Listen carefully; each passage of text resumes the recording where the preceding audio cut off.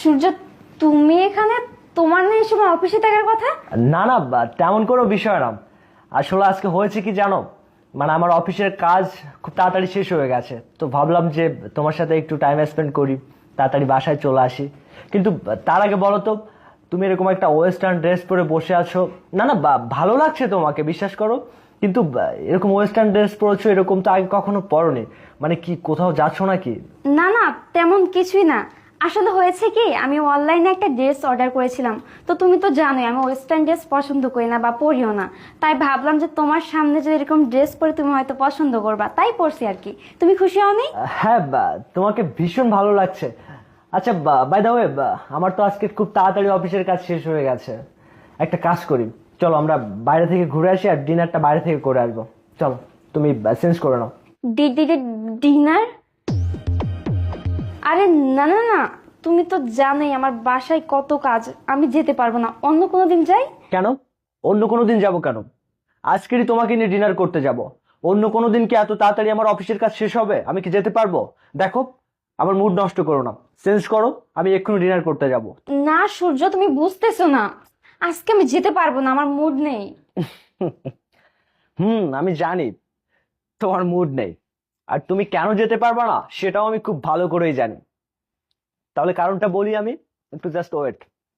কিরে, তুই কি বের হবে? সূর্য, তুমি এসব কি বলছো? তোমার মাথা ঠিক আছে? বের হও মানে? কি বের হবে? কাকে বের হতে বলছো? এই জাস্ট শাট আপ, একটা কথা বলবি না। এখানে জাস্ট চুপচাপ বসে থাকবি, শুধু দেখ আমি কি করি। মিস্টার বয়ফ্রেন্ড, আপনি কি আমার কথা শুনতে পাচ্ছেন? আপনি বের হবেন নাকি আমি থানা থেকে পুলিশ এনে আপনাকে টেনে হিঁচড়ে বের করব? কোনটা? হ্যালো, হ্যালো মিস্টার বয়ফ্রেন্ড, আপনি কি আমার কথা শুনতে পাচ্ছেন? ও আচ্ছা, বুঝতে পেরেছি, আপনাকে টেনে হিঁচড়ে আমার বের করতে হবে। এই বেরো। কিরে, এটা কে? কথা বলছিস না কেন? কে এটা? কে মিস্টার বয়ফ্রেন্ড? আমি কখন থেকে তোকে বলছি বের হওয়ার জন্য, আমাকে কষ্ট করে বের করতে হবে কেন তোকে? এই ছেলেটা কে? কিরে, কথা বলছিস না কেন? কে এই ছেলেটা? নিশ্চয়ই তোর বয়ফ্রেন্ড। তাহলে আমি কে? তোর চাচা? সূর্য, তুমি কিরে, তু করছিস কেন? কি বলবি? খালাতো ভাই, চাচাতো ভাই এসব বলবি? দেখ, তোর খালাতো ভাই, চাচাতো ভাই সবাইকে আমি চিনি, একটু মিথ্যা বলার চেষ্টা করবি না। কি মনে করছিস আমাকে আমি কিছুই বুঝতে পারবো না? শোন, প্রতিদিন দারোয়ান চাচা আমাকে বলে যে আপনি যখন অফিসে যান তখন আপনার অপরিবর্তে একটা ছেলে আপনার বউয়ের সাথে নষ্টি করে।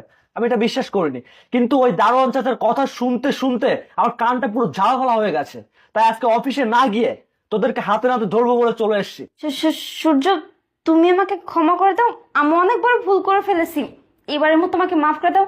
আর তাছাড়া তুমি তো আমাকে ভালোবাসো, তাই না? আর তুমি যেহেতু সবকিছু জেনে গেছো, আসো না, তোমার সাথে আমি ড্রয়িং রুমে কিছু কথা বলতে চাই। তোমার সাথে আমার কথা আছে। কি? আমার সাথে কথা বলবি তুই? তোর সাথে কথা বলবো আমি? তোর মতো একটা জঘন্য মহিলার সাথে আমি কথা বলবো কেন? কি কথা বলবি? আর কি বলবি? বলবি চাচাতো ভাই, খালাতো ভাই, আমার কাজিন, এটা সেটা এসব বোঝাবি আমাকে? দেখ, এসব ভাটের কথা আমাকে আর বোঝাতে আসিস না। আমি যেটা নিজের চোখে দেখেছি এটা কিন্তু আমি আর অবিশ্বাস করতে পারি না। তুই যা করেছিস আমার সাথে, ভালো করেছিস। আমি তোর মতো মেয়ের সাথে আর সংসার করতে চাই না। আরে যে মিস্টার বয়ফ্রেন্ড, আপনি যার সাথে লটর পটর করছেন, আপনি আমাকে বলতে পারতেন, আমি মিলিয়ে দিতাম আপনাদেরকে। আর আপনি একটা ভালো কাজ করেছেন। আসেন, বুকে আসেন ভাই, আসেন বুকে আসেন। তুমি আমার বুকে আসো, আজকে থেকে তোমাকে একদম ক্ষমা করে দিলাম আমি। অ্যাজ এ মিস্টার বয়ফ্রেন্ড, আপনাদের এই দুজনকে আমি যদি আর আমার বাড়ির সীমানায় দেখি তাহলে বুঝতে পারছেন কি হবে? থানা থেকে পুলিশ এনে একদম মামার বাড়িতে দুজনকে ঢুকিয়ে দেবো। সূর্য প্লিজ। কিসের প্লিজ? দেখ, প্লিজ প্লিজ করিস না। তুই ডিপলি একটাবার চিন্তা করে দেখ তো, তুই যে কাজটা করেছিস এটা কি ক্ষমার যোগ্য? মেয়ে সারা জীবন দরকার হয়, কোল বালিশ নিয়ে শুয়ে থাকবো, কিন্তু তোর মতো মেয়ের সাথে নাও।